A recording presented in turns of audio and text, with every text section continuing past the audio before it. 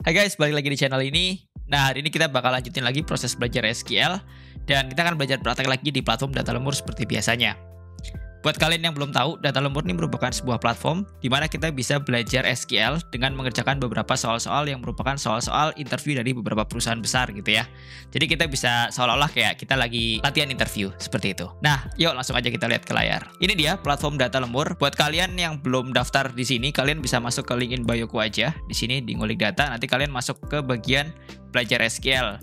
Dan kalian bisa temuin Data Lemur di bawah ya untuk linknya ya. Atau nanti aku akan taruh juga di deskripsi videonya. Nah, kita bakal lanjutkan apa yang belum kita kerjakan. Ini terakhir udah mengerjakan yang Facebook. Sekarang kita coba yang TikTok ya, second day confirmation. Alright, jadi di sini kita akan baca dulu deskripsinya ya teman-teman ya.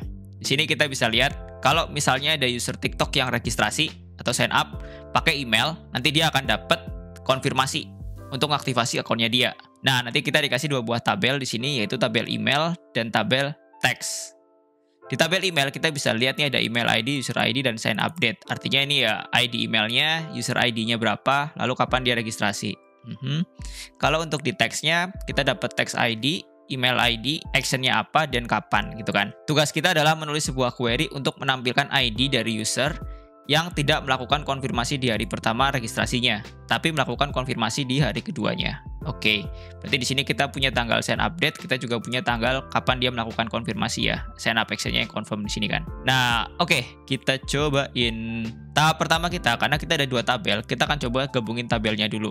Dan emang informasinya sign up dan actionnya kan ada di dua tabel terpisah ya. Kita akan mulai dari gabungin tabelnya dulu di sini. Ini udah ditulisin select from email.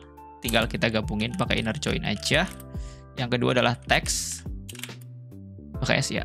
Kita gabungnya pakai email ID tadi ya. Email ID sama dengan text.email ID. Nah, gini dulu deh. Kita coba lihat prosesnya seperti apa.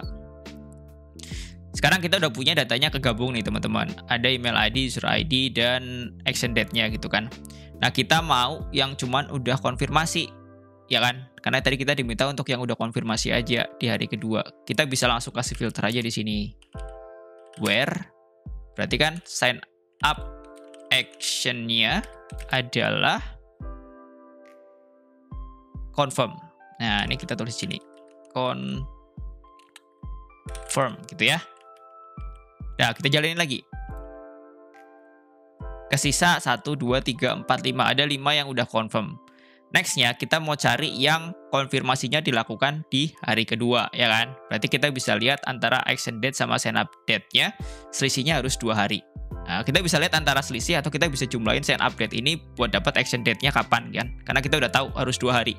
Kita bisa langsung taruh di filter aja, karena kita udah tahu dia harus 2 hari, itu kuncinya. And kita bisa pakai sign up date di sini. Sign up date di sini harus sama dengan action date-nya dikurangi 1 hari kan. Untuk dapat 1 hari kita bisa pakai yang namanya interval kalau di sini. Interval terus kita tulis 1 day gitu. Jadi ini kayak seolah-olah kita bikin 1 hari gitu di intervalnya. Terus kita run code-nya. Nah, dapat ya. Tinggal 2. Nah, ini action date-nya di tanggal 10, dia registrasi tanggal 9. Ini di tanggal 26, dia di tanggal 25. Tugas kita adalah menampilkan user ID-nya aja. Ini contoh output-nya tadi ada di sini sebenarnya nih, user ID. Berarti kita hanya tinggal ganti yang select star-nya ini jadi ID, user ID. User ID. Ini deh, coba kita cek. Nah, ada 2 ya. Sekarang kita coba tes apakah udah bener atau masih salah. Alright, ternyata yang kita lakuin udah bener. Jadi di sini udah accepted. Untuk summary, di sini kita ngelakuin beberapa hal. Pertama, kita belajar pakai join. Ini untuk ngegabungin 2 tabelnya. Terus kita sebenarnya kayak tinggal filter-filter doang. Pertama, filter yang udah confirm doang. Habis itu filter lagi yang action date-nya itu 1 hari setelah dia registrasi gitu. Nah, action date-nya ini kan ngegambarin dia konfirmasi sebenarnya ya. Alright. Yuk kita lanjut satu pertanyaan lagi. Satu lagi, ini masih premium. Yang premium nih kalau kita mau harus daftar pakai member premiumnya dia. Tapi ya kita yang free-free aja ya. Oke, ini dia SQL JP Morgan Cases. Oke, kita baca dulu soalnya. Di sini kita misalnya sebagai orang JP Morgan gitu ya. Dia mau launching credit card baru. Tapi sebelum melakukan launching, dia mau dapat konteks dulu dengan melakukan analisa berapa kredit card yang udah pernah dikeluarin setiap bulan. Oke. Nah, di sini kita dapat tabel monthly card issued. Jadi di sini ada issued bulanannya ini ya, bulannya, tahunnya, kapan dia dikeluarin, berapa issued amount-nya. Di sini juga berapa gitu. Untuk yang Freedom Flex sama yang Sapphire Reserve. Oke. Nah, pertanyaannya, kita diminta untuk menulis query yang menghasilkan tiap-tiap nama kredit card dan berapa sih perbedaannya jumlah yang pernah di-issued antar bulan yang paling banyak dapat, antar bulan yang paling banyak udah nge-issued dan bulan yang paling sedikit. Terus diurutin hasilnya berdasarkan perbedaan terbesarnya. Kayak gitu. Kita coba lihat contohnya di bawah ya. Misalnya outputnya gini nih. Chase Freedom Flex sama Chase Sapphire Reserve gini ya. Ini berapa nih? 15.000 sama 10.000. Chase Freedom Flex best month itu artinya bulan terbaiknya si Chase Freedom Flex itu 70.000 kartu pernah di-issue. Berarti ini ya terbaiknya kan. Tapi terburuknya tuh ini 55.000. Jadi bedanya 15.000. Oke kayak gitu. Kalau yang Chase Sapphire Reserve dia terbesarnya berarti harusnya 18.000, terkecilnya 17, bedanya 10. Oke. Nah, jelas ya, goalnya kita mau ngitung tiap-tiap kartu ini berapa sih maksimalnya dan berapa sih minimalnya. Terus kita cari perbedaannya. Habis itu kita urutin dari yang paling besar ke paling kecil perbedaannya. Kayak gitu, stepnya. Berarti di sini kita nggak perlu pakai join ya kan? Yang perlu kita lakukan adalah di sini kita cari namanya dulu nih. Berarti di sini kita harus keluarin card name. Yang kedua, kita harus cari masing-masing maksimalnya berapa, minimalnya berapa. Berarti di sini kita bisa pakai max aja langsung. Issued amount gitu.